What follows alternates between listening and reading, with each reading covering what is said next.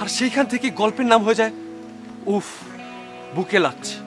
এক সময়কার জনপ্রিয় ইউটিউবার ও অভিনেতা তামিম মৃধা অভিনয় ছেড়ে ধর্মীয় অনুশাসনে মন দিয়েছেন। পরিবর্তন এসেছে তার বাহ্যিক রূপেও।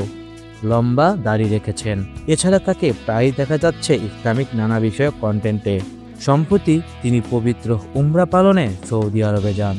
সেখানকার একটি ছবি ফেসবুকে পোস্ট করে জানিয়েছেন নিজের অনুভূতির কথা। ছবিতে দেখা গেছে তিনি পবিত্র কাবাঘরের সামনে দাঁড়িয়ে আছেন।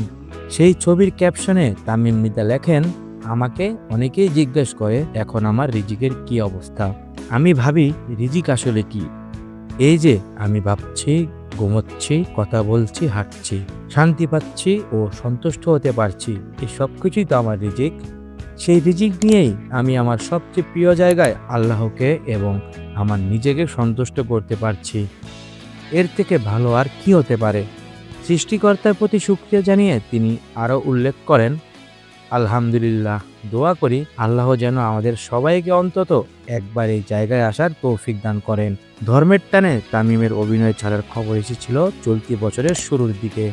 সেই তথ্যটি পুরোপুরি সত্য নয় বলে দাবি করলেও তামিমকে আর অভিনয়ে দেখা যায়নি। ইসলামী জীবনাচার মেনে চলার চেষ্টা করছেন তিনি। ডেস্ক রিপোর্ট, খবর দেশ, বিনোদন ডেস্ক।